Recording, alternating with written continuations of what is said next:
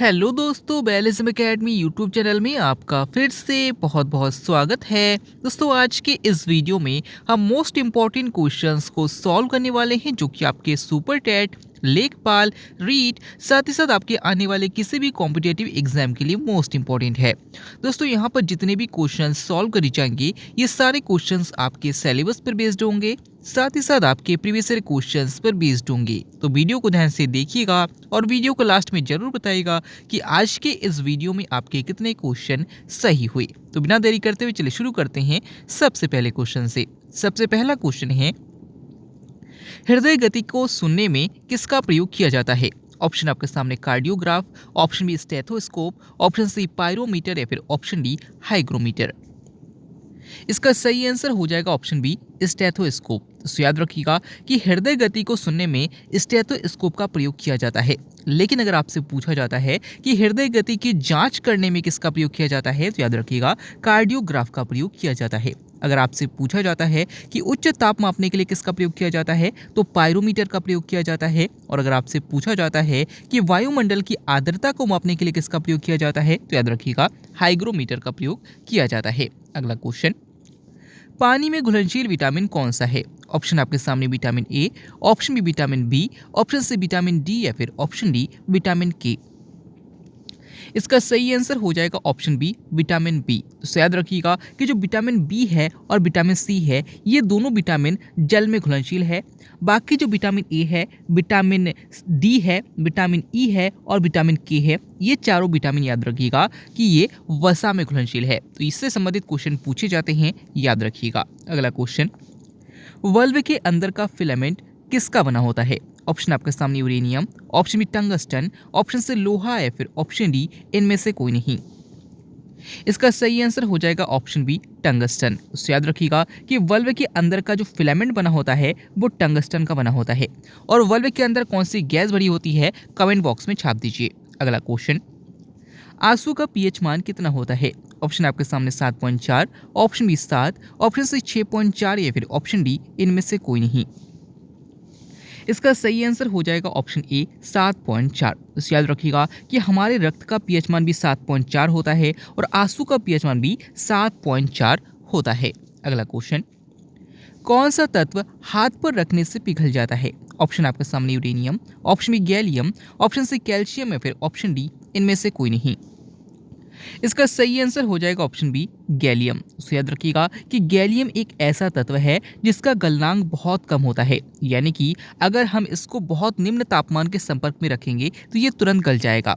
अब जब हम इसको अपने हाथ में रखते हैं तो हमारे हाथ का भी कोई ना कोई तापमान होता है और इसके कांटेक्ट में आने पर यह तुरंत के तुरंत पिघल जाता है। तो याद रखिएगा, इंपॉर्टेंट क्वेश्चन है। अगला क्वेश्चन, किस ग्रंथि में आयोडीन की कमी होने पर घेंगा रोग हो जाता है? ऑप्शन आपके सामने पीयूष ग्रंथि, ऑप्शन बी थायराइड ग्रंथि, ऑप्शन सी यकृत ग्रंथि या फिर ऑप्शन डी अधिवृक्क ग्रंथि।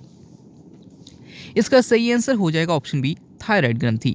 दोस्तों, याद रखिएगा कि मानव शरीर की सबसे बड़ी ग्रंथि जो होती है वो यकृत ग्रंथि होती है और मानव शरीर की सबसे बड़ी अंतस्रावी ग्रंथि जो होती है वो थायराइड ग्रंथि होती है। और याद रखिएगा कि थायराइड ग्रंथि को आयोडीन की आवश्यकता होती है। अगर आयोडीन की कमी हो जाती है तो ये ग्रंथि, इसमें सूजन आ जाता है और ये हमारे गले के बाहर एक ऊंचाई वाले भाग के रूप में दिखाई देने लगता है, जिसे घेंगा रोग कहा जाता है। अगला क्वेश्चन, किस रुधिर वर्ग के व्यक्ति का रुधिर दूसरे रुधिर वर्ग के व्यक्ति को नहीं दिया जा सकता? ऑप्शन आपके सामने है रुधिर वर्ग ए, ऑप्शन बी रुधिर वर्ग बी, ऑप्शन सी रुधिर वर्ग ए बी या फिर ऑप्शन डी रुधिर वर्ग ओ। इसका सही आंसर हो जाएगा ऑप्शन सी रुधिर वर्ग ए बी। तो याद रखिएगा कि रुधिर वर्ग ए बी पॉजिटिव होता है, इसको सर्वग्राही रुधिर वर्ग कहा जाता है। और जो ओ नेगेटिव रुधिर वर्ग होता है इसको सर्वदाता रुधिर वर्ग कहा जाता है। जो ये रुधिर वर्ग ए बी है इसका रुधिर हर किसी व्यक्ति से, यानी कि हर रुधिर वर्ग के व्यक्ति के रुधिर से लिया जा सकता है, लेकिन ये किसी दूसरे रुधिर वर्ग के व्यक्ति को रुधिर नहीं दे सकता। तो याद रखिएगा ऑप्शन सी हमारा हो जाएगा रुधिर वर्ग ए बी। अगला क्वेश्चन, मानव शरीर में हड्डियां आपस में किससे जुड़ी होती है? ऑप्शन आपके सामने tendon, option b ligament, option c रुधिर या फिर ऑप्शन डी इनमें से कोई नहीं। इसका सही आंसर हो जाएगा ऑप्शन सी बी लिगामेंट। तो याद रखिएगा कि जो हड्डियां आपस में जुड़ी होती है वो लिगामेंट से जुड़ी होती है। लेकिन अगर आपसे पूछते हैं कि हमारे शरीर में जो मांसपेशियां होती है वो हड्डी से किसके माध्यम से जुड़ी होती है, याद रखिएगा टेंडन से जुड़ी होती है। अगला क्वेश्चन, पित्त रस का निर्माण कहाँ होता है? ऑप्शन आपके सामने पित्ताशय, ऑप्शन बी अग्न्याशय, ऑप्शन सी यकृत या फिर ऑप्शन डी आमाशय। इसका सही आंसर हो जाएगा ऑप्शन सी यकृत। दोस्तों याद रखिएगा कि पित्त रस का निर्माण जो होता है वो यकृत में होता है, यानी कि लीवर में होता है। लेकिन अगर आपसे पूछा जाता है कि पित्त रस जमा कहाँ पर होता है, तो याद रखिएगा पित्ताशय में होता है।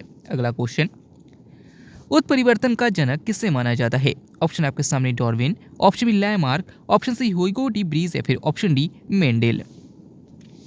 इसका सही आंसर हो जाएगा option C Hugo de Vries. तो याद रखिएगा कि उत्परिवर्तन का जनक ह्यूगो डी ब्रीज को माना जाता है। अगर आपसे पूछा जाता है कि आनुवांशिकता का जनक किसे माना जाता है, तो मेंडेल को माना जाता है। अगर आपसे पूछा जाता है कि उपार्जित लक्षणों की वंशागति का सिद्धांत किसने दिया था, तो याद रखिएगा लैमार्क ने दिया था। और अगर आपसे पूछा जाता है कि प्राकृतिक चयन का सिद्धांत या फिर कह सकते हैं कि जो विकासवाद का सिद्धांत दिया गया था वो किसके द्वारा दिया गया था, तो याद रखिएगा डार्विन के द्वारा दिया गया था। अगला क्वेश्चन, मानव शरीर की सबसे छोटी ग्रंथि कौन सी है? ऑप्शन आपके सामने थायराइड ग्रंथि, ऑप्शन बी अग्न्याशय ग्रंथि, ऑप्शन सी पीयूष ग्रंथि या फिर ऑप्शन डी अधिवृक्क ग्रंथि।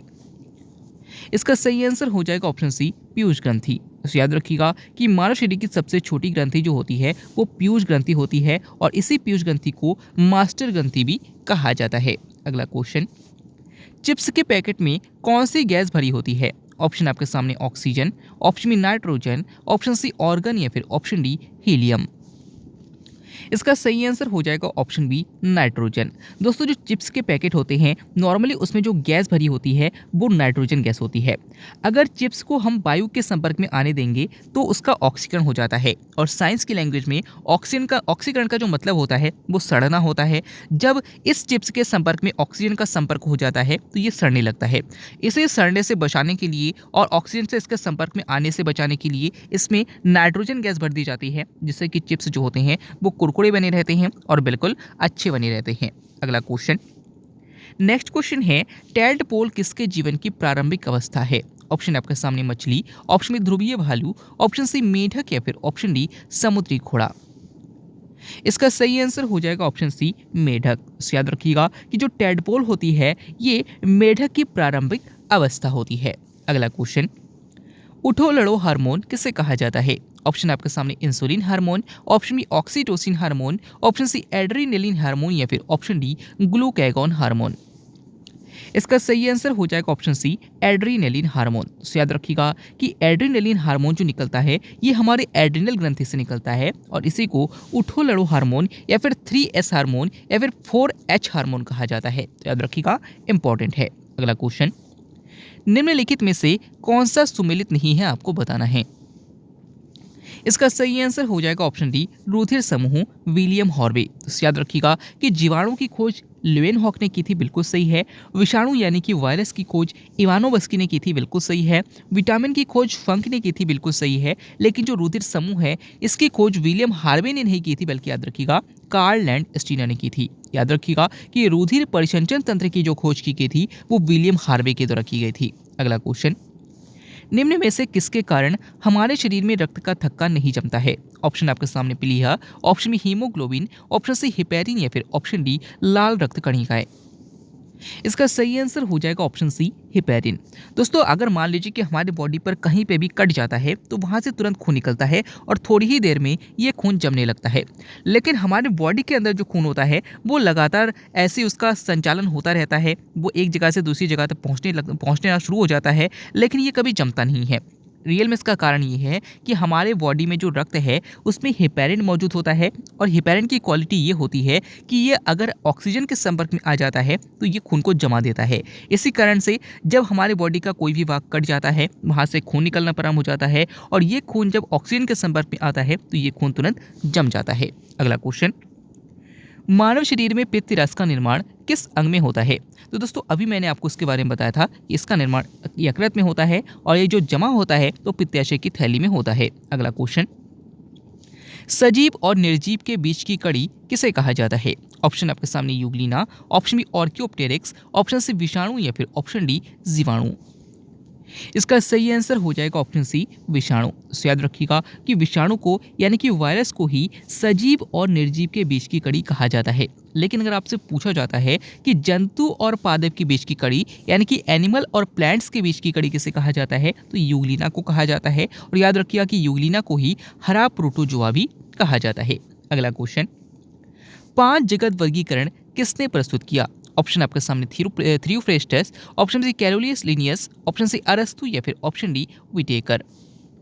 इसका सही आंसर हो जाएगा ऑप्शन डी विटेकर। याद रखिएगा कि 5 जगत वर्गीकरण जो प्रस्तुत किया गया था वो विटेकर के द्वारा प्रस्तुत किया गया था। इसमें उन्होंने जो 5 जगत में वर्गीकृत किया, इसमें सबसे पहले मोनेरा को रखा, उसके बाद प्रोटिस्टा को रखा, उसके बाद फंजाई को रखा, उसके बाद प्लांटी को रखा और सबसे लास्ट में एनिमिलिया को रखा। याद रखिएगा, इंपॉर्टेंट क्वेश्चन है। अगला क्वेश्चन, लोहे में जंग को रोकने के लिए उसमें क्या मिलाया जाता है? ऑप्शन आपके सामने chromium, option B zinc, option C aluminium या फिर ऑप्शन डी बेरियम। इसका सही आंसर हो जाएगा ऑप्शन बी जिंक। दोस्तों याद रखिएगा कि लोहे में जंग को रोकने के लिए उसमें जिंक मिलाया जाता है। अगर आपसे पूछा जाता है कि इंसुलिन में कौन सी धातु मौजूद होती है, याद रखिएगा जिंक धातु पाई जाती है। नेक्स्ट क्वेश्चन है, विक्रमशिला विश्वविद्यालय की स्थापना किसने की थी? ऑप्शन आपके सामने धर्मपाल, ऑप्शन बी कुमार गुप्त प्रथम, ऑप्शन सी कनिष्क या फिर option d sir Syed Ahmad Khan. इसका सही आंसर हो जाएगा ऑप्शन ए धर्मपाल। तो याद रखिएगा कि विक्रमशिला विश्वविद्यालय की जो स्थापना की गई थी वो पाल वंश के शासक धर्मपाल के द्वारा की गई थी। अगर आपसे पूछा जाता है कि नालंदा विश्वविद्यालय की स्थापना किसने की थी, तो याद रखिएगा कुमार गुप्त प्रथम ने की थी। अगला क्वेश्चन, कहाँ कार्य करने वाले लोगों को श्वेत फुफ्फुस रोग हो जाता है? ऑप्शन आपके सामने कागज उद्योग, ऑप्शन बी सीमेंट उद्योग, ऑप्शन सी कोयला उद्योग या फिर ऑप्शन डी कपड़ा उद्योग। इसका सही आंसर हो जाएगा ऑप्शन बी सीमेंट उद्योग। तो याद रखिएगा कि सीमेंट उद्योगों में काम करने वाले लोगों को श्वेत फुफ्फुस रोग हो जाता है। अगला क्वेश्चन, राष्ट्रीय पंचायती राज दिवस कब मनाया जाता है? ऑप्शन आपके सामने 21 मार्च, ऑप्शन बी 24 अप्रैल, ऑप्शन सी 24 मार्च या फिर ऑप्शन डी 25 अप्रैल। इसका सही आंसर हो जाएगा ऑप्शन बी 24 अप्रैल। तो याद रखिएगा कि 24 अप्रैल को ही राष्ट्रीय पंचायती राज दिवस मनाया जाता है। अगर आपसे पूछा जाता है कि विश्व वानिकी दिवस कब मनाया जाता है, 21 मार्च को मनाया जाता है। और अगर आपसे पूछा जाता है कि विश्व मलेरिया दिवस कब मनाया जाता है, याद रखिएगा 25 अप्रैल को मनाया जाता है। अगला क्वेश्चन, राष्ट्रीय एकता परिषद का अध्यक्ष कौन होता है? ऑप्शन आपके सामने राष्ट्रपति, ऑप्शन बी लोकसभा अध्यक्ष, ऑप्शन सी प्रधानमंत्री या फिर ऑप्शन डी महान्यायवादी। इसका सही आंसर हो जाएगा ऑप्शन सी प्रधानमंत्री। तो याद रखिएगा कि राष्ट्रीय एकता परिषद का जो गठन किया गया था 1967 में किया गया था और इसके जो पहले अध्यक्ष थे वो श्रीमती इंदिरा गांधी थी। और याद रखिएगा कि जो भारत का प्रधानमंत्री होता है वो इस परिषद का अध्यक्ष होता है। अगला क्वेश्चन, कौन सी नदी विषुवत रेखा को 2 बार काटती है? ऑप्शन आपके सामने माही नदी, ऑप्शन बी जायरे नदी, ऑप्शन सी लिम्पोपो नदी या फिर ऑप्शन डी नील नदी। इसका सही आंसर हो जाएगा ऑप्शन बी जायरे नदी। तो याद रखिएगा कि जायरे नदी को ही कांगो नदी के नाम से जाना जाता है। और याद रखिएगा कि यही नदी भूमध्य रेखा को, जिसे हम विषुवत रेखा भी कहते हैं, इसको 2 बार काटती है। अगर आपसे पूछा जाता है कि कौन सी नदी कर्क रेखा को 2 बार काटती है, याद रखिएगा माही नदी काटती है। और अगर आपसे पूछा जाता है कि कौन सी नदी मकर रेखा को 2 बार काटती है, याद रखिएगा लिम्पोपो नदी काटती है। अगला क्वेश्चन, भारत का मैकियावेली किसे कहा जाता है? ऑप्शन आपके सामने Kalidas, option B Chanakya, option C Samudragupta या फिर ऑप्शन डी सरदार पटेल।